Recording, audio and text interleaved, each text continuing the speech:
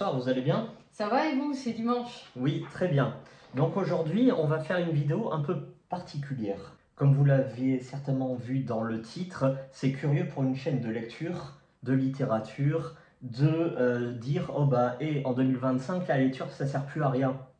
Curieux, non? Très curieux. Bon, vous inquiétez pas, on va tout vous expliquer. Faites comme nous, prenez-vous un petit café, on a le temps, une petite demi-heure, et vous verrez qu'à la fin, vous allez être d'accord, peut-être pas à 100%, mais en tout cas avec le plus gros de nos arguments. D'ailleurs, est-ce que tu peux nous faire le plan de cette vidéo, s'il te plaît? Alors, nous avons 3 catégories. Oui. 1. Les livres inutiles. Mmh. 2. Les livres mal interprétés. Oui. Et la 3e, les livres qui sont nocifs. Ah oui, parce qu'il y a ça. La lecture peut être inutile, mais ça peut être aussi une arme. Et ça peut être, évidemment, pour les victimes, assez nocif, assez corrosif. On va rentrer tout en douceur. Dis-nous tout. Alors, on va commencer par les livres inutiles. Nous avons en premier les recommandations Amazon. Ah, alors, vas-y, explique-nous tout. Est-ce que tu peux nous dire ce que nous présente Amazon en ce moment? Alors, dans le top 3 d'Amazon actuellement, nous avons, comme vous avez déjà pu l'entendre ou même le lire, La femme de ménage. Ah. En deuxième lieu, nous avons Les secrets de la femme de ménage. Oh bah c'est original, oui. Et en troisième, La femme de ménage voit tout. Ah, bon, très bien. Et en Kindle, s'il te plaît, peut-être qu'on va avoir des lectures plus évoluées. Quel est le trio de tête? En Kindle, nous avons Ça ne change pas, La femme de ménage. Oui. En deuxième, nous avons Dear You par Emily Blaine, qui me semble fait de la romance. On va citer le quatrième. Hein. Oui, parce que le quatrième, on va passer le troisième. Il est très piquant, le quatrième. C'est ça, Soumise à mon employeur et ses neveux. Ah, c'est de haute volée comme littérature. On apprend pas mal là-dedans. Oui, moi je m'en souviens d'un en Kindle qui m'avait éclaté. C'est les frasques sexuelles de l'héritier Leclerc, c'est les supermarchés Leclerc, sur une employée de caisse. D'accord. Voilà, et il y avait tout un bouquin là-dessus, hein, et c'était super bien noté, super bien vendu, le pied. Bon, alors là, vous vous rendez bien compte que, je ne sais pas si vous l'avez lu ou pas, mais nous, on a essayé. Plus insipide que La femme de ménage, il n'y a pas. Il n'y a pas, voilà. Il n'y a pas de style, il n'y a pas de vocabulaire, il n'y a pas d'intrigue, il n'y a pas d'idée, il n'y a pas d'humour. Bref, c'est une platitude incroyable. Voilà. Vous comprenez bien qu'avec des livres inutiles comme ça, c'est du divertissement, ok, mais c'est du divertissement bas de gamme quand même. On n'apprend rien. La lecture, là, on pourra dire je lis La femme de ménage, mais non, ça, c'est pas de la lecture. À vrai dire, les bienfaits de la lecture ne sont absolument pas là. Donc on va passer maintenant aux recommandations BookTok. Alors là, il faut s'accrocher. Je crois savoir que tu as une petite vidéo à nous présenter. Oui. Someone else skim read their books. And by skim read, I mean only read dialogue. Like, you don't read description. Because personally, I don't care what someone looks like. I don't care where they are. I don't care what they're... I don't give a about your previous life. I really don't. I just want you to get your ice word, and I just want to read action, action, action. The writing is so tiny. Second of all, why are the pages so filled with so many words? Like, what the fuck? On va préciser qu'à chaque fois qu'il y a un extrait vidéo, dans la description, vous avez le lien de cette dite vidéo. Alors là, si vous n'avez pas compris, on va vous expliquer. Il y a un phénomène sur BookTok, TikTok. Voilà, c'est énormément de lectorats qui se plaignent des descriptions. Voilà. Certains n'ont plus la capacité intellectuelle et la concentration pour lire des descriptions. Et donc, on veut que des bouquins basés sur l'action et le dialogue. Donc, vous vous en doutez bien que d'un point de vue auteur ou lecteur, ce genre de lecture, pareil, c'est insipide au possible. Ça n'existe pas. Je pense même qu'il y en a des influenceurs, ça marche tellement BookTok, se mettent à la lecture, mais à la base ne sont pas lecteurs. J'en suis certaine. Voilà. Parce que pour dire qu'un livre contient trop de mots en une page... On tombe sur la tête en fait. Inutile d'aller plus loin sur le sujet, je pense que tout le monde est ébahi et sur les fesses. On va passer à l'autre catégorie. Nous avons les livres de développement personnel. Ah bon, alors ça, niveau Ardac, je pense qu'on est bien. Oui. Voilà, disons les termes. Il n'y a pas plus impersonnel que ces bouquins-là. En gros, c'est les 3-4 pauvres poncifs étirés sur 200 pages pour justifier 20 €. Et c'est toujours les mêmes finalités. En gros, c'est moralisateur, tu fais rien. C'est culpabilisateur, tu fais mal. C'est liberticide, fais comme ci ou fais comme ça. Je veux lutter contre la bêtise dans ce livre-là. Et pour moi, ces recettes sont bêtes. Pourquoi ? Parce qu'elles sont simplistes. Les ouvrages de développement personnel s'occupent de sujets excessivement complexes, les plus importants de l'existence humaine, l'authenticité, la confiance en soi, le bonheur, la sérénité, l'apaisement, enfin je vous passe tous les titres des ouvrages. Et donc prétendre s'occuper, traiter de ces thèmes-là avec des outillages et des recettes comportementales, c'est de toute façon voué vain d'avance.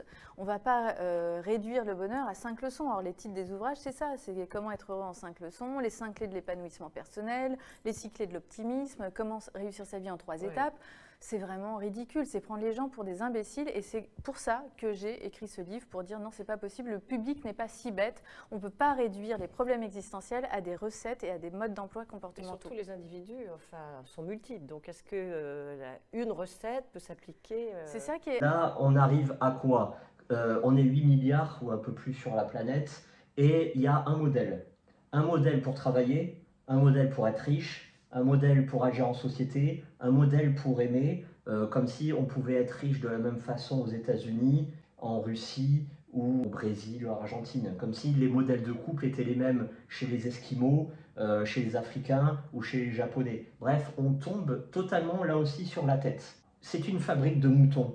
Voilà, on est 8 milliards et un peu plus, et on veut faire une seule individualité. Évidemment, derrière ça, il y a une volonté. Hein. On ne veut pas couper toutes les subjectivités pour rien. Donc tout ça pour dire que les livres de développement personnel, ça n'a aucun sens. Oui, et puis de toute façon, comme je dis, on est 8 milliards et on n'a certainement pas tous le même mode de vie, le même objectif, ni le même bonheur. Chacun trouve son bonheur où il veut. Voilà, et puis même la promesse du bonheur, c'est ridicule. Oui, parce que c'est une chimère. Dans le livre, voilà, trouver ça. C'est comme la phrase magique devenir la meilleure version de soi-même. Ça, il n'y a pas plus ridicule que ça. Tu vois, à 15 ans, tu veux devenir quelque chose ou quelqu'un, voilà. Est-ce que la meilleure version de toi-même à 15 ans, à 30 ou à 60, c'est la même? Absolument pas. Et puis même, si on va te dire la meilleure version de toi-même, c'est en faisant ça, et qu'en fait, tu n'y arrives pas à faire ça, parce que tu sais mieux faire ci, et ben ça te fait quoi? À part te décevoir. Exact. À part perdre confiance. Comme si les auteurs connaissaient chaque lecteur. Oui, non, c'est impossible ça. Voilà. Impossible. Tiens, juste pour rigoler, hein, t'as une vidéo? Oui, évidemment. De qui? De Fabien Olicard. Oui. La technique, c'est de raconter soi-même un mytho qui intègre son mytho, qui va du coup l'obliger à comprendre que c'est faux et que du coup tu sais. Donc là, grâce à Fabien, qui vient nous expliquer, en face d'un menteur, il faut mentir plus que lui, afin de rentrer dans un game mental. Ouais, la manipulation. Voilà. Moi, personnellement, quand je vois un menteur, j'ai fait, allez, hein, salut, et pas à bientôt. Voilà. Parce que moi, j'ai pas envie d'être plus traître qu'un traître. Puis on va pas devenir plus lâche qu'un lâche. Oui, voilà. Donc 20 € pour devenir lâche et traître, ben Fabien, non merci. Ça va aller. Ensuite, nous avons les livres récompensés. Ah oui, avant. Nous avions André Malraux avec La condition humaine en 1933. Oui, donc là c'est une révolution civile. Hein. On renverse le pouvoir établi. D'ailleurs, vous avez notre tour. Allez-y, c'est très intéressant. Voilà. Allez-y. Donc en 1933, on a ça, le soulèvement de masse. Comme quoi l'individualité a une finalité plus grande quand il se lie avec une communauté, une masse, en vue d'un événement historique. Voilà. Et là, nous, maintenant, en 2023-2024, on a droit à quoi? On a le droit à Veiller sur elle par Jean-Baptiste Andréa. Donc, là, on a droit à une romance pseudo-adolescente, très largement inspirée, entre guillemets, inspirée, hein, parce qu'on aimerait dire un autre mot, mais bon, vous avez compris. Allez voir notre tour sur Luca Di Fulvio. Oui. Voilà. Qu'est-ce qu'on peut apprendre avec ça? Rien, c'est du déjà vu. Rien, voilà. Parce que André Malraux, ça a des idées politiques. En 2025, les idées politiques où on renverse le pouvoir, on n'aime pas trop ça. C'est sûr que c'est pas divertissant, il faut reconnaître. Donc on préfère mettre en avant des idioties. Voilà. Mais nous avons aussi Ouris. Ah. Avec Kamel Daoud. Il en est où le procès? Ah, mais quel procès? le procès de la femme qui a porté plainte contre Daoud pour non-respect de sa vie privée, pour avoir utilisé ses dossiers médicaux. Oui, voilà. On a droit à ce genre de récompense. Moi, je préférais être en 1933, hein, avec André. C'était quand même intellectuellement plus évolué. 1933, c'est quand même avant la Deuxième Guerre mondiale, après la Première, moyen. Oui, bon, vous m'avez compris. On va passer au suivant. Attention, asseyez-vous, vous allez peut-être pas être d'accord. Le dictionnaire. Ah, oui, l'Académie française a donné la publication, les nouveaux mots. Les nouveaux mots qui vont rentrer dans le dictionnaire. Est-ce que tu peux nous les donner, s'il te plaît? Alors oui, comme tu disais, c'est l'Académie QV 2025 française. Nous avons zadiste. Qu'est-ce qu'un zadiste, vous allez me dire? Bah alors c'est quelqu'un qu'on n'a pas forcément envie de devenir. Je mets une petite photo d'un zadiste ou pas? Non, pas besoin. D'accord. Non mais dis-nous les autres, ça c'est humoristique. Vegan.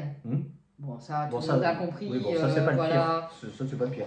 Non, c'est pas le pire. Je pense que vegan, ça passe. Nous avons vibromasseur. Oui, culturellement, c'est top. Oui, important de savoir ça. Wokisme. Ah. Là, ça monte d'un niveau là. Là, on est dans la bonne propagande. Vas-y, continue. Là, en 1933, il n'y avait pas ce mot, hein, je vous dis. Écoféminisme. Ah, on y est, totalement, en plein dedans. Suivant, masculinisme. Oui, on y est toujours, propagande, oui. Voilà. Ensuite, nous avons le platisme. Oui. Bon, la Terre plate, voilà. Est-ce qu'on a besoin de ce genre de mots en 2025? Est-ce que ça fait avancer l'humanité? Ben, moi, je suis platiste, après, à vous de voir. Ensuite, non, je déconne. Oui. Ensuite, TikToker. Oui, bon, les TikTokers, est-ce qu'on a vu avant? Est-ce qu'on a besoin? Non.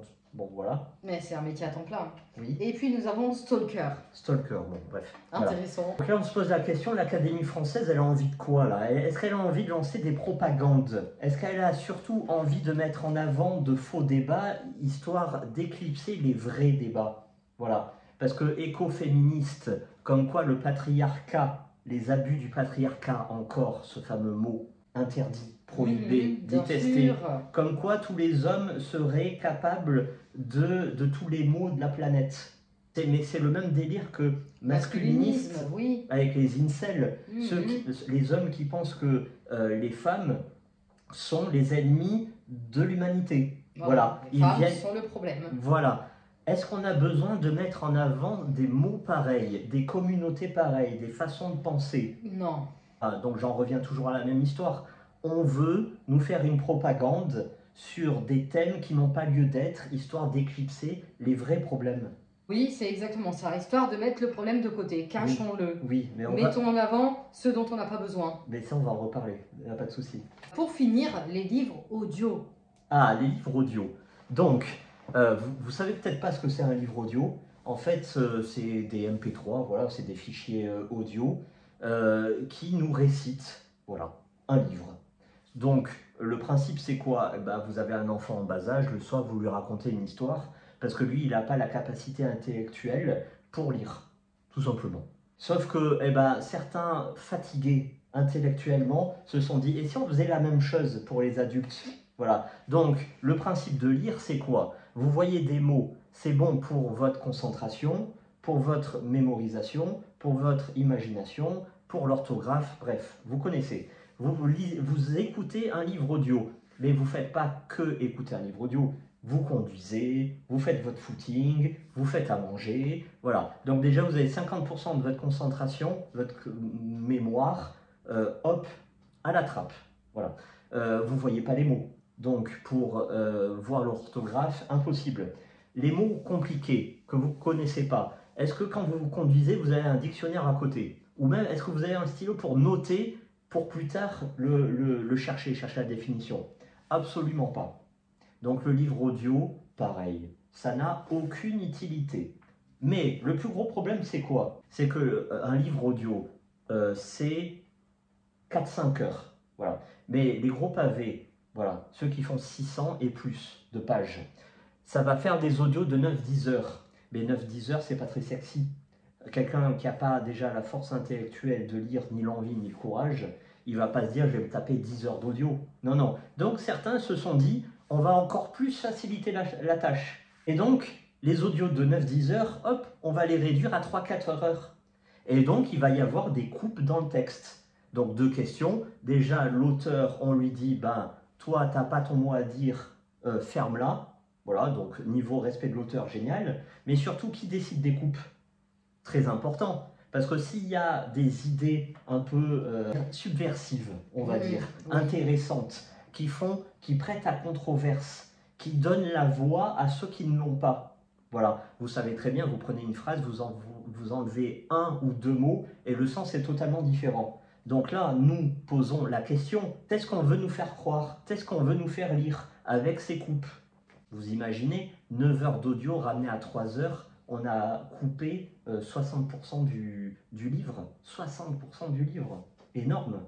J'ai déjà essayé les livres audio, c'était au tout début quand ça s'est lancé. Et franchement, pour avoir essayé un bouquin, j'étais trop perdue. C'est exactement trop dur de retenir et de mémoriser, comme tu viens de nous le dire, c'est pas possible. Puis c'est surtout, moi, ce que je remets en doute, c'est l'imagination. Oui, tu es obligé, quand tu écoutes un livre, de faire autre chose. Tu peux pas être là assis à écouter, tu vois. Bien sûr. Comme quand tu lis. Non, tu es obligé de faire autre chose. Je te rejoins totalement. On va passer au deuxième point de cette vidéo, à savoir les livres mal interprétés. Nous avons les classiques. Oui, alors les classiques. Si je te dis, Madame Bovary, Stendhal, Le Rouge et le Noir, t'en gardes pas des très bons souvenirs. Moi, j'en garde de très mauvais souvenirs. Parce que tu les as mal interprétés ou parce qu'on t'a fait croire à une morale que t'as pas compris? Parce que j'étais très jeune et parce que j'avais un prof qui soit n'était pas bon, soit j'étais un très mauvais élève. Bon, les deux sont peut-être véridiques. Je ne pense pas que tu étais un mauvais élève, mais bon.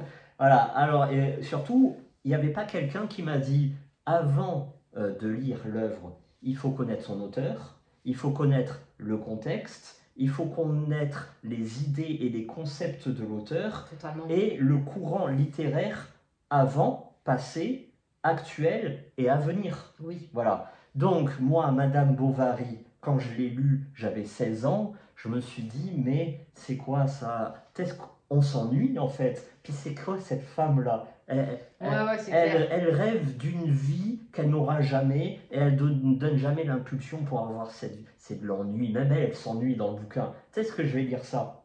Résultat, le bouquin, au revoir.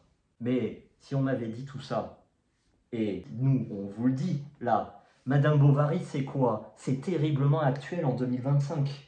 C'est la liberté d'expression contre la bien-pensance actuelle, enfin de son époque. Oui. C'est la lutte contre les institutions. Donc la religion, l'ascension sociale, la maternité, le mariage. Voilà, en gros, c'est quelqu'un qui est hors norme pour sa génération. Bref, vous avez compris que c'est des thèmes totalement actuels en 2025. Surtout si on fait le parallèle avec Stendhal, Le Rouge et le Noir. Oui. Je ne sais pas si vous l'avez lu. Nous, avant, on l'a lu. Bon, au bout de 3 pages, ça t'a mis une tête comme ça. Parce que le style, ça fait mal. Ça fait extrêmement mal. Stendhal, lui, c'est l'échec de l'ascension.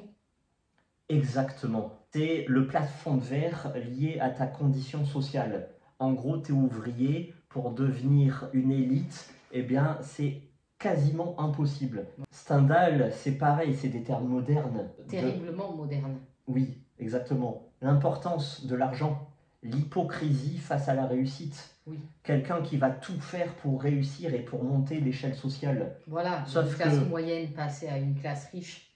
Sauf qu'en 2025, est-ce qu'on a vraiment envie que ceux d'en bas arrivent tout en haut? Absolument pas. Voilà, parce que ceux qui sont tout en haut actuellement, c'est une caste qui s'auto-génère. Machin, c'est le fils de machin, qui est marié avec la cousine de l'oncle et tout ça. C'est bonnet blanc et blanc bonnet. Ils restent entre eux. Et voilà, ils sont très va bien. Prendre sa place plus tard, son fils prendra sa place plus tard, on a compris. Et surtout, on ne veut pas que la base arrive en haut de la pyramide. Mais ça, Stendhal l'avait vu, mais il y a fort longtemps. Est-ce que tu veux nous parler maintenant de la guerre des mondes? Oui, la guerre des mondes, qu'on étudie en 5e. Oui. Donc nous, dans notre tête, on se dit « Oh, bah c'est Tom Cruise contre les extraterrestres ». Bah non, en fait, c'est pas que ça. La guerre des mondes, c'est surtout l'anticolonialisme, l'anti-impérialisme anglais, la critique de l'oppression militaire. Tiens, oppression militaire en 2025, hein, ça nous parle ça, oui. Hein, surtout en Europe. La domination militaire américaine. Oh, bah ça là, on part dans les livres d'histoire. Bah ça nous parle encore plus, non? Oui. La guerre des mondes, c'est aussi la question de l'immigration et la question de l'homme dans l'univers. Oui. Donc ça aussi, c'est terriblement 2025. Maintenant, nous avons aussi la ferme des animaux. Ah, la ferme des animaux. Qui peut être mal interprétée. Bah oui, parce que si tu lis ça, tu te dis, oh bah c'est une fable en fait, c'est des animaux. Voilà, puis ça s'arrête là, tu refermes ton bouquin. On rappelle que ça parle de Staline, que ça parle de Lénine, que ça parle de vous avez notre retour de toute façon. Oui, allez-y, c'est époustouflant. Non, en fait, c'est l'implantation du dictature. Voilà, les différents degrés, la désignation d'un ennemi commun, le populisme, la propagande et l'établissement d'un totalitarisme, d'une dictature. Très important, surtout en 2025. Et là, il y a des enfants, ils ne savent même pas qu'il y a une première et une seconde guerre mondiale. Donc si tu leur donnes la ferme des animaux, bah, ils vont lire le chien, le chat, les cochons et le cheval. Voilà, mais ils vont rien comprendre d'autre. Donc s'il n'y a pas quelqu'un pour leur faire comprendre tout ça, Lénine, Staline, stakhanovisme et tout ça, livre mal interprété, donc lecture 0. Exactement. Maintenant, c'est sûr que si ça se passe, cette lecture au collège, on peut comprendre qu'il n'y a pas tant d'adultes pour être derrière chaque élève. Exactement. Est-ce qu'il y a déjà un prof qui est derrière les élèves? Est-ce qu'il y a déjà un prof qui sait faire un bon cours d'histoire? Ah, très bonne transition. Parlons des cours d'histoire. Allez, c'est parti. Petit point, éducation. Oui. Livre d'histoire. Je vais te poser une question. Oui. Quand tu es en 5e, 4e, 3e et autres, quand on te parle du débarquement de Normandie, 6 juin 1944, par les Américains, est-ce que ton livre Bordas ou Nathan t'expliquait? Moi, on m'a dit qu'ils étaient tombés du ciel. Oui. Comme s'ils avaient des ailes. Oui. Concrètement, les Américains nous ont sauvés. Ah. Merci l'Amérique. C'est ce que ton livre t'a dit? Oui. C'est ce que ton prof t'a dit? C'est ce que j'ai toujours cru. Ah, d'accord. Jusqu'à vous? Jusqu'à la biographie de De Gaulle. Oui. Donc là, on mettra les livres, on mettra les extraits, etc., etc. Que signifie overlord en anglais? Overlord signifie suzerain. Quand vous avez compris ça, vous comprenez tout. C'était certes des libérateurs, c'était certes des gens qui venaient nous aider à chasser les Allemands, qui ont sacrifié des milliers de GI, c'est incontestable, personne ne le nie, et surtout pas De Gaulle, qui a toujours pris soin de leur rendre hommage, mais ils venaient en suzerain. Et tout découle de là. Il parle de l'Amgot. Qu'est-ce qu'était l'Amgot? L'Amgot était, en anglais, je vais le dire en français, l'administration militaire des territoires occupés. Territoires occupés. Curieux adjectif pour des territoires amis, occupés. Ou sauvés, puisque c'est censé être l'histoire. Hein. Nous avons été sauvés par les Américains ce jour-là. Nous étions promis à devenir des territoires occupés. Et là, De Gaulle fait allusion au commissaire de la République. C'est absolument fondamental, parce que tout se joue dans la première semaine qui suit le débarquement, qui suit l'opération Suzerain. Appelons-la comme ça, c'est plus simple, c'est mieux qu'Overlord. Dans la semaine qui suit l'opération Suzerain, les Américains arrivent avec une administration militaire prête à se substituer au préfet de Vichy, avec une monnaie de singe qu'on appelle le billet drapeau et qui est encore moins coté que le marque allemand d'occupation, c'est vous dire. Donc, qu'est-ce qu'on peut comprendre à tout ça? C'est que les Américains, ils n'étaient pas venus là pour nous sauver. Voilà. Ils avaient besoin d'un pied-à-terre pour amorcer une avancée dans l'Europe entière. Et ils se sont dit, oh bah la France, il fait beau et c'est cool. D'ailleurs, il y a le gouvernement de Vichy. S'ils ont déjà été traîtres avec les Allemands, ils seront traîtres avec nous, Américains. Et donc, les Américains voulaient remettre en place le gouvernement de Vichy. Et le vrai débarquement français, parce qu'à savoir que dans le débarquement en Normandie, il y avait 0 soldats français. Hein. Ils n'en voulaient pas. Le vrai débarquement français, c'est quoi? Eh ben, c'est dans les maquis, tous les sous-préfets, préfets, hommes d'administration, qui sont sortis de là et qui ont occupé les préfectures et mairies avant l'arrivée des homologues américains. Voilà. Et donc, De Gaulle en a profité en disant « Les Américains, merci, mais hop, dehors maintenant ». N'oublions pas ce fameux proverbe dans les contrées normandes « Protégeons nos juifs des Allemands, protégeons nos filles des Américains ». Parce qu'à l'issue de la guerre, on rappelle, il y a eu plus de 17 000 femmes violées par les soldats américains, voilà, dont 300, ils sont partis directement en cour martiale pour être jugés. Sauf que là, il y a eu un effet ségrégationniste qui est arrivé, c'est-à-dire que dans les 300, il y avait 99,9% de soldats afro-américains. Ils n'avaient rien fait, hein. Sauf que les Blancs ont dit, allez, les hommes de la communauté noire, allez-y, allez vous faire juger. Tout ça, on ne le dit pas dans Nathan, et le prof d'histoire, il ne met pas tout ça en avant. Est-ce que là encore, il y a un message? Est-ce qu'on veut mettre en avant une certaine volonté, une certaine pensée, pour pas en mettre une autre? Est-ce que ça serait pas trop dur dès leur plus jeune âge aux adolescents à leur faire comprendre que quelqu'un est venu pour aider mais qui au final avait des trop mauvaises intentions, qu'il est reparti illico presto en faisant des dégâts? Tu as totalement raison, mais c'est ça l'histoire. Tu as la version pour enfants et puis tu as la véritable histoire. C'est quand tu grandis toi-même, tu fais tes recherches. Oui, mais ça, il n'y en a pas beaucoup qui les font, les recherches, en 2025. Parce que l'histoire n'intéresse plus grand monde. Ensuite, nous avons le dernier point du livre mal interprété, le stoïcisme. Oui, c'est un exemple parmi tant d'autres, hein, mais c'est très révélateur parce que c'est très démontré sur les réseaux sociaux actuellement. Ça fait le parallèle avec le développement personnel, c'est-à-dire que tous les jeunes hommes sur YouTube, les autres réseaux sociaux, etc., sont mis à l'impératif de devenir le mâle alpha. Voilà. Et pour devenir le mâle alpha, il faut être tel Épictète, devenir stoïcien. Et l'attitude première d'un stoïcien, c'est l'équanimité, l'absence totale d'émotion. Face à n'importe quoi qui peut arriver, surtout zéro émotion. Oui, voilà. Tu deviens stoïque. Exactement. Sauf que ça, c'est une très mauvaise interprétation, parce que le stoïcisme, c'est absolument pas l'absence d'émotion. Voilà. Le stoïcisme, c'est quoi? Bah, tout simplement, c'est la discipline. Voilà.